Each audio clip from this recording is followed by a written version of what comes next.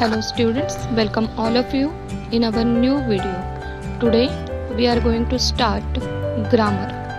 Okay, first of all, let's revise our knowledge. Last year we saw auxiliary verbs. So today also we are turning towards auxiliary verbs first. Okay, these verbs help us to identify the tenses. As they help us, they are called as helping verbs also. Understand? So auxiliary verbs are also called as helping verbs. Okay? So before turning towards tenses, it is necessary, it is important for us to learn about auxiliary verbs, about helping verbs. Okay? Auxiliary verbs are of two types. First one is primary auxiliaries and second one is modal auxiliaries. In primary auxiliaries, there are forms of to be, to have and to do. Okay, now see, keep in mind the sequence of the tenses. First of all, present tense, then past tense and then future tense. So according to these tenses, we are going to write the forms of to be, to have and to do. First take a look at the forms of to be. See, in first line we have to write am, is, are. First line indicate us the present tense. Understand? So what are the forms of to be in present tense? Am, is, are.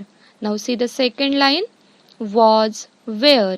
So second line indicates us the past tense. So what are the forms of to be in past tense? Was and were. Then last tense, that is future tense. See, will be and shall be. So will be and shall be, they are called as the forms of to be in future tense. Understand? See, once again, am, is, are in present tense, was, were in past tense and will be, shall be in future tense.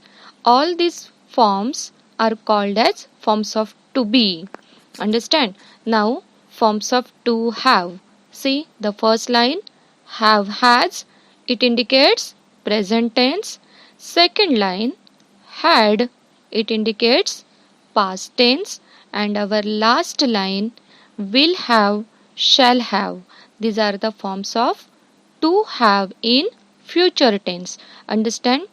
Each new line suggests a new tense. First line present tense, second past tense and third one future tense.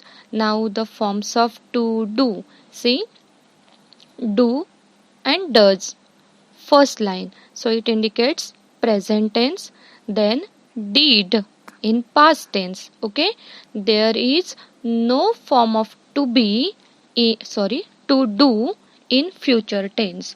So all these forms, see, forms of to be, to have and to do, all these forms are called as primary auxiliaries. Okay, now see the second type, modal auxiliaries.